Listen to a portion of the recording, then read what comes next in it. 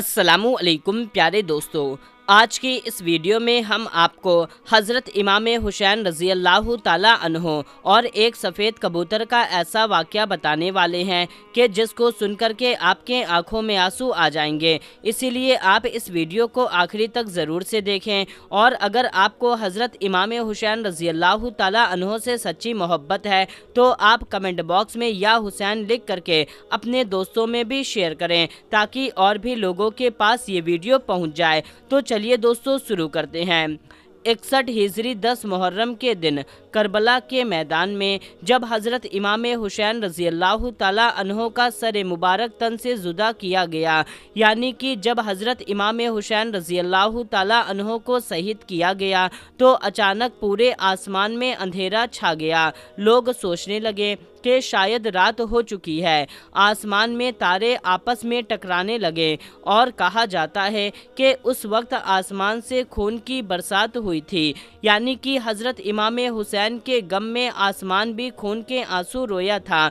दोस्तों 61 हिजरी 10 मुहर्रम की शाम को सफ़ेद कबूतर करबला के मैदान के ऊपर से गुजर रहा था कि उसने देखा कि करबला की तपती ज़मीन पर नवासाए रसूल सल्लल्लाहु ताला अलैहि वसल्लम का जिस्म मुबारक मैदान में तन्हा पड़ा है। और वो कबूतर चीखता हुआ आसमान से उतर करके ज़मीन पर आ गया और उसने अपने आप को हज़रत इमाम हुसैन के खून मुबारक से तर कर लिया और वापस फिर उड़ गया।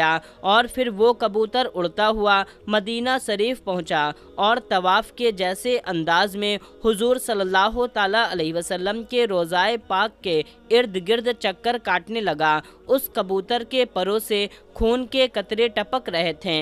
मदीना के लोगों ने जब उस कबूतर का ये हाल देखा तो वो हैरान और परेशान हो गए और आपस में बातें करने लगे कि आखिर मामला क्या है।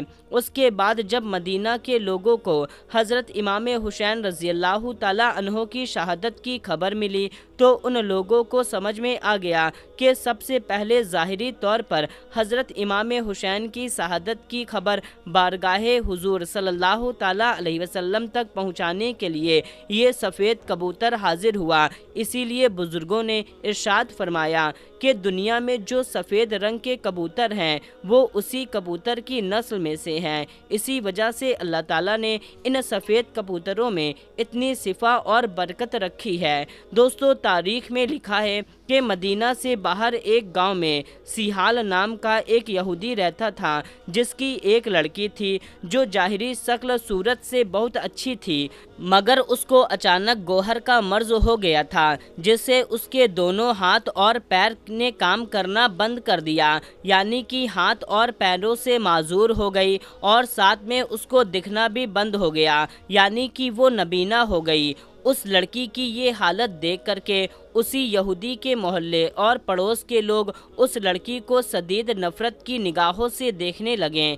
जब उस यहूदी ने देखा कि सब लोग उसकी बेटी को नफ़रत की निगाहों से देखने लगे हैं तो वो यहूदी अपनी उस बेटी को लेकर के अपने गांव से निकल गया और दूर जा कर के एक बाग में रहने लगा। अब वो यहूदी दिन भर शहर में काम करता और शाम होते ही उस बाग में अपनी लड़की के पास आ जाता। एक दिन इत्तेफाक से ऐसा हुआ कि वो यहूदी अपने काम में इतना ज़्यादा मशगूल हो गया कि वो शाम को बाग में अपनी लड़की के पास नहीं जा सका। जब उस नबीना लड़की का बाप उसके पास नहीं पहुंचा तो वो बहुत घबरा गई और गिरते पड़ते वो लड़की एक दरख्त के नीचे पहुंच गई और रोने लगी। उस लड़की ने ऐसे ही करके उस दरख्त के नीचे पूरी रात गुजार दी। जब सुबह हुई तो उस लड़की ने देखा कि उसके करीब ही एक दूसरे दरख्त के ऊपर एक परिंदे की चीख भरी आवाज़ आ रही है। उस आवाज़ में इतना ज़्यादा दर्द था कि वो लड़की अपने आप को रोक ना पाई और घसीटते पड़ते हुए उस दरख्त तक पहुंच गई। हालांकि वो लड़की नबीना थी, देख नहीं सकती थी, लेकिन फिर भी उसने अपने सर को ऊपर उठा करके उस रोने वाले परिंदे की जानिब देखने लगी। वो लड़की उस कबूतर के जानिब ही देख रही थी कि इतने में उस कबूतर के पर से एक खून का गर्म कतरा उस लड़की की दाहिनी आंख में आकर के गिरा। اس خون کا گرنا تھا کہ اس کی برکت سے اس لڑکی کی وہ آنکھ میں روشنی آ گئی، یعنی کہ وہ لڑکی اس آنکھ سے دیکھنے لگی۔ پھر خون کا ایک اور قطرہ اس لڑکی کی داہنی آنکھ میں آ کر کے گرا۔ اس خون کی برکت سے اس کی دوسری آنکھ کی روشنی بھی آ گئی۔ یہ دیکھ کر کے وہ لڑکی بہت زیادہ حیران ہوئی اور اس درخت کے اوپر پھر سے دیکھنے لگی۔ اس نے دیکھا کہ اس درخت کے اوپر خون سے سنا ہوا ایک سفید کبوتر بیٹھا ہے۔ وہ لڑکی اس کبوتر کو دیکھ ہی رہی تھی کہ اتنے میں ایک خون کا اور قطرہ اس لڑکی کی ہاتھ پر گرا۔ وہ بالکل ٹھیک ہو گیا۔ یہ دیکھ کر کے لڑکی نے اپنا دوسرا ہاتھ بھی آگے بڑھا دیا، پھر اس پر بھی خون کا ایک قطرہ آ ٹپکا، جس سے وہ دوسرا ہاتھ بھی اس کا صحیح سلامت ہو گیا۔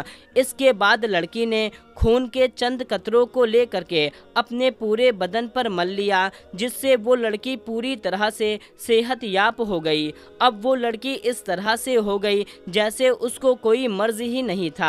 اس کے بعد وہ لڑکی خوشی خوشی اٹھی اور اپنے باپ کو تلاش کرنے کے لیے نکل گئی۔ ابھی وہ لڑکی اس باغ سے باہر ہی نکل رہی تھی کہ اتنے میں وہ یہودی سامنے سے آتا ہوا دکھائی دیا۔ وہ یہودی اس لڑکی کے پاس گیا، مگر وہ اپنی اس بیٹی کو پہچان نہ سکا۔ یہودی اس لڑکی کو اجنبی سمجھ کر پوچھنے لگا، اے لڑکی، تو کون ہے؟ اس باغ میں کیا کر رہی ہے؟ میں اپنی ایک بیٹی کو اس باغ میں چھوڑ کر گیا تھا، کیا تجھے اس کا کوئی حال چال معلوم ہے؟ میری وہ بیٹی کہاں گئی؟ کیونکہ اس باغ میں جس جگہ پر میں اس کو چھوڑ کر آیا تھا وہ وہاں پر نظر نہیں آ رہی ہے۔ لڑکی یہ سن کر کے خوشی سے رونے لگی اور کہنے لگی، بابا، کیا آپ مجھے نہیں پہچان پائیں؟ میں آپ کی وہی اپاہج لڑکی ہوں جس کو آپ اس باغ میں چھوڑ کر کے گئے تھے۔ یہودی یہ بات سن کر کے بہت حیران ہوا اور اس کو اس بات کی اتنی زیادہ خوشی ہوئی کہ وہ وہیں پر بے ہوش ہو گیا۔ کچھ دیر کے بعد جب اس یہودی کو ہوش آیا تو اس لڑکی نے اپنے باپ کو سارا واقعہ بیان کر دیا اور اپنے باپ کو یعنی کہ اس یہودی کو اس درخت کے نیچے لے گئی جس کے اوپر وہ سفید کبوتر امام حسین کے خون سے سنا ہوا بیٹھا تھا۔ وہ کبوتر ابھی بھی اسی درخت پر بیٹھا ہوا تھا، ویسے ہی دردناک آواز نکال رہا تھا۔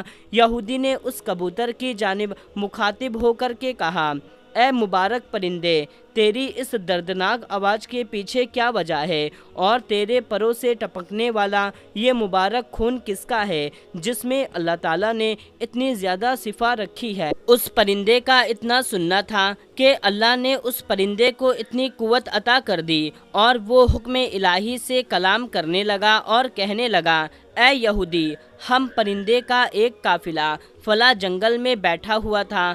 ہمارا یہ معمور تھا، ہم صبح اپنے گھونسلے سے نکل کر کے دانا پانی کی تلاش میں نکل جاتے تھے اور دانا پانی حاصل کرنے کے بعد شام کو واپس اپنے گھونسلے میں آ جاتے تھے۔ ایک شام کو ہمارا قافلہ واپس اپنے گھونسلے میں لوٹ رہا تھا، اتنے میں ہم نے ایک ندا سنی کہ نواسائے رسول صلی اللہ تعالیٰ علیہ وسلم کو کربلا کی تپتی ہوئی زمین پر شہید کر دیا گیا اور ان کا سر مبارک قلم کر کے ظالم اپنے ساتھ لے گئے اور آپ کا جسم مبارک کربلا کے میدان میں تنہا پڑا ہوا تھا۔ اور آواز آئی، اے پرندے، تم اپنے گھونسلے میں آرام کرنے جا رہے ہو؟ یہ ندا سن کر کے ہم تمام پرندے کربلا کے میدان کی طرف روانہ ہو گئے۔ جس وقت ہم وہاں پر پہنچے تو ہم نے دیکھا کہ اس وقت بھی حضرت امام حسین کے جسم مبارک سے تازہ خون نکلنا جاری ہے۔ یہ کیفیت دیکھ کر کے ہم سارے پرندے امام حسین کے غم میں چیخنے اور چلانے لگے۔ مجھ سے یہ دیکھا نہ گیا اور میں نے اپنے آپ کو امام حسین کے بہنے والے خون میں گرا دیا اور اپنے چہرے اور بالوں کو مبارک خون سے تر کر لیا اور وہاں سے اڑ کر کے یہاں آ گیا۔ وہ سفید کبوتر کہنے لگا کہ یہ उसी मुबारक खून के कतरे हैं जो मेरे परों से टपक रहे हैं, और इस खून के मुबारक कतरे जहाँ जहाँ पर भी टपकते हैं वहाँ वहाँ इन कतरों की बरकत से सऊद पैदा हो रहा है। उस कबूतर की जबान से ये बात सुन करके उस यहूदी ने कहा, अगर हज़रत इमाम हुसैन के नाना हक पर ना होते, अगर नवासाए रसूल सल्लल्लाहु ताला अलैहि वसल्लम हक पर ना होते, तो आपके खून मुबारक के कतरे में इतनी खैर बरकत ना होती। तो उस यहूदी ने जब ये देखा कि उस खून मुबारक के कतरे से मेरी अपाहिज लड़की को शिफा मिल गई है, उसके बाद में वो यहूदी अपनी उस बेटी के साथ पर वहीं पर कलमा पढ़ा और मुसलमान बन गया। फिर जब कोई भी उससे इस्लाम कबूल करने की वजह पूछता तो वही वो इस वाक़ये को सुना देता।